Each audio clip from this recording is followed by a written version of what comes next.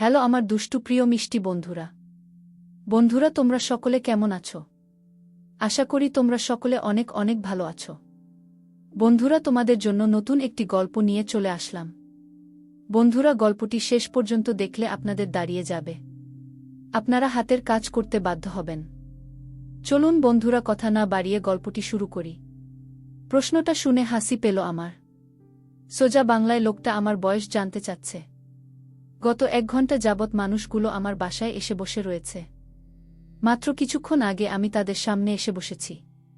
আমি জানি এটা আমার বিয়ের প্রস্তাব না। এরা অনেক বড়লোক, এদের দেখেই তা বোঝা যায়।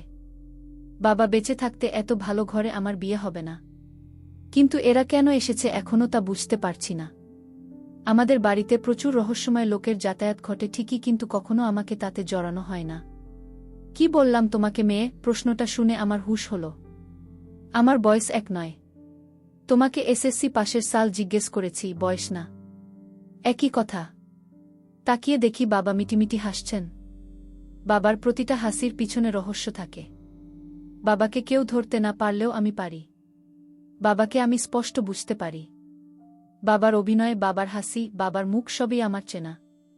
বাবাকে এত ভালোভাবে চিনি দেখেই হয়তো বাবার আমার প্রতি একটা ভয় আর ঘৃণার অনুভূতি আছে। আমি স্পষ্ট বুঝতে পারছি বাবার এখনকার হাসি স্বার্থ লাভের হাসি। আমি এটাও বুঝতে পারছি বাবার উদ্দেশ্যটা পূরণ করতে দেয়া যাবে না। তুমি ইংরেজি পারো? ঘিয়া রঙের কোট পরা মোটাসোটা লোকটা আমাকে জিজ্ঞেস করল। আমি মনে মনে হাসলাম। আমার ঘরে ইংরেজি সাহিত্যের বই ভরা। Shakespeare, Jane Austen, JK Rowling, Mark টোয়েনের বইগুলো বুকশেলফে হুকি দেয়। কিন্তু কেন যেন মনে হচ্ছে এদেরকে তা বললে খুশি হয়ে যাবে। হালকা সংকোচ ভরা গলায় আমি তাদের উত্তর দিলাম, একটু একটু পারি। ট্রান্সলেশন করতে পারবে? লোকটা আবার জিজ্ঞেস করল। আমি চোখে মুখে ভয় এনে বললাম, না গ। লোকগুলো কেমন যেন নিরাশ হল। কখনো কোনো ছেলেকে পছন্দ করেছ? সম্পর্ক ছিল? আমি তাকিয়ে রইলাম। বাবার দিকে তাকিয়ে দেখলাম চোখ মুখ কুচকানো। সঙ্গে সঙ্গে বুঝে গেলাম কি উত্তর দিলে আমি এখান থেকে মুক্তি পাব। আমি নির্লিপ্তভাবে উত্তর দিলাম, হ্যাঁ গু। একজন লাল টাই পরা ভদ্রলোক পুরোটা সময় চুপ ছিলেন। তার মুখে হালকা গোঁফ, মাথার উপর কাটা দাগ। লোকটার চোখ দুটো আমার মতন। আমি হ্যাঁ বলার সাথে সাথে লোকটা বাজখাই গলায় প্রশ্ন করলেন, কার সাথে ছিল? আমি লোকটার চোখের দিকে চোখ রেখে ভরাট গলায় উত্তর দিলাম, সেটা আপনাকে বলতে আমি বাধ্য না। আপনাদের কি কাজ সেটা বলুন। আমি এখানে অনেকক্ষণ ধরে বসে বসে আপনাদের প্রশ্নের উত্তর দিচ্ছি। কি উদ্দেশ্যে এসব হচ্ছে আমাকে জানালে ভালো হয়। নয়তো আমি উঠে যাচ্ছি গু। লোকগুলো ভরকে গিয়ে লাল টাই পরা লোকটার দিকে তাকাল। তিনি মুখ ফিরিয়ে উঠে গেলেন সাথে সাথে। বাবাকে নিয়ে বেরিয়ে গেল লোকগুলো। যাওয়ার আগে বাবা একবার আমার চোখের দিকে তাকালেন। বাবাকে বুঝি বলেই কিনা বাবার চোখে আমি শূন্যতা আর হাহাকার দেখতে পাচ্ছিলাম। সেটা কি কারণে তা জানি না। সেদিন সন্ধ্যায় বাড়িতে বাবার মৃত্যুর খবর এলো। হাসপাতালে যাওয়ার পর তারা বাবার মুখের উপর থেকে সাদা কাপড়টা সরাল। দেখলাম বাবার কপালে গোল একটা ক্ষত। নাকের কাছে রক্ত জমে গেছে।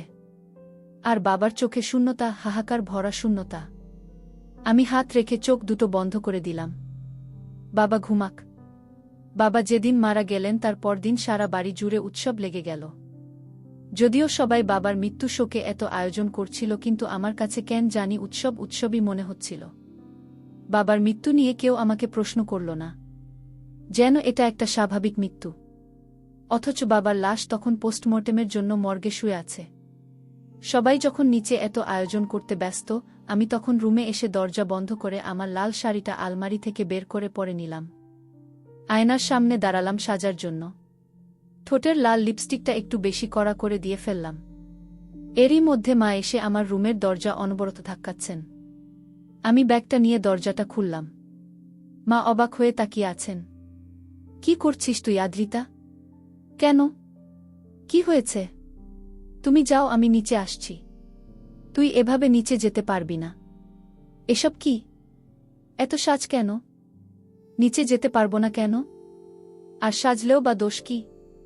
তোমরা সবাই উৎসব করছো আর আমি করলে দোষ? উৎসব? তোর বাবা মারা গেছে তার জন্য এসব করছি আর তুই উৎসব বলছিস? আমি আর কথা বাড়ালাম না। মাকে পাশ কাটিয়ে বাবার রুম এর দিকে যেতে থাকলাম। এ বাড়িতে আমার মা ও অভিনয় কম জানেন না। বাবার পর তিনিই সবচেয়ে বেশি অভিনয় করেন।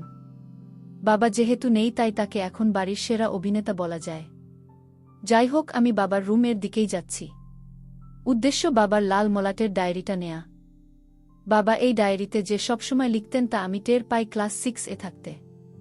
ডায়েরিটা ধরা সকলের জন্য নিষিদ্ধ ছিল।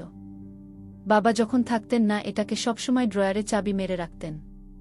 নিষিদ্ধ জিনিসের প্রতি সকলের, বিশেষ করে ছোটদের দুর্বলতাটা একটু বেশিই থাকে। আমারও ছিল। তার উপর ছোটবেলা থেকেই পড়ার আর জানার প্রতি আগ্রহ থাকায় দুর্বলতাটা আরও বেশি ছিল বলে যায়। সবসময় দেখতাম বাবা দিনরাত ডায়েরিতে কি যেন লিখতেন আর কাউকে সেটা ধরতে দিতেন না। বাবা একদিন ডায়েরিটা ভুলে টেবিলে ফেলে অন্য রুম এ গেলেন। সুযোগ পেয়ে আমি ডায়েরিটা পড়ার চেষ্টা করি আর আমার রহস্যময় বাবা তা টের পেয়ে আধা ঘন্টা মাথার চুল ধরে আমাকে পেটালেন। সেদিনের পর থেকে কখনো সেটাতে ভুলেও হাত লাগাইনি। আজ বাবা নেই, পেটানোর মানুষও নেই। তাই যেভাবেই হোক ডায়েরিটা আমার পড়তে হবে। দরজাটা খুলে রুমের ভিতর পা রাখতেই বাবার গন্ধ নাকে এসে লাগল। সারা রুমের প্রত্যেকটা অংশে যেন বাবা মিশে আছেন। বাবার চেয়ারটা ধরে টেবিলের দিকে তাকালাম। ডায়েরিটা বাবার টেবিলেই আছে, ঠিক সেদিনের মতোই। আকস্মিক মৃত্যুর কারণে হয়তো বাবার ডায়েরিটা টেবিলেই পড়েছিল। ড্রয়ারে ঢুকানোর সময় হয়তো তিনি পাননি, নাকি ইচ্ছা করেই বাবা এভাবে ফেলে গেছেন ডায়েরিটা। বাবা কি জানতেন তার মেয়েটা আবার তার ডায়েরি পড়তে আসবে? কেন জানি ভয় হচ্ছিল। মনে হচ্ছিল বাবা হয়তো এখনই এসে মারা শুরু করবেন। ডায়েরিটা হাতে নিলাম। এটা আমি নির্জন জায়গায় পড়তে চাই।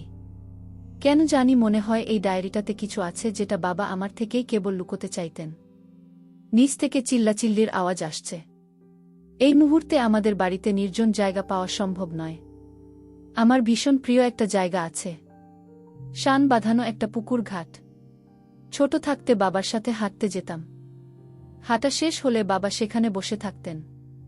আমি আশেপাশে গাছের নিচে দৌড়াদৌড়ি করতাম। জায়গাটা সবুজে ভরা ছিল। মাঝে মাঝে দূরে বস্তি থেকে মানুষজন কিছু হাঁস এনে ছেড়ে দিত পুকুরে। সেদিন আমি দৌড়াদৌড়ি বাদ দিয়ে হাঁস দেখতে গোল গোল চোখে বাবার পাশে বসে থাকতাম। খোলা আকাশের বুকে বিচ্ছিন্ন মেঘেরা যেমন ঘুরে বেড়ায়, পুকুরের টলমলে পানিতে সাদা সাদা হাঁসগুলোও সেভাবে ঘুরে বেড়াত। বাবা হাসি মুখে আমার মাথায় হাত দিয়ে রাখতেন। বুকের ভিতর কেমন যেন মোচড় দিয়ে উঠল। বুঝতে পারলাম, এই ডায়েরিটা আমি আর অন্য কোথাও পড়তে পারব না। জায়গাটায় যাওয়ার জন্য ডায়েরিটা নিয়ে নিচে নেমে গেলাম। পিছনে বাবার গন্ধে ভরা রুমটা পড়ে রইল, সাথে কিছু প্রশ্ন আর রহস্য।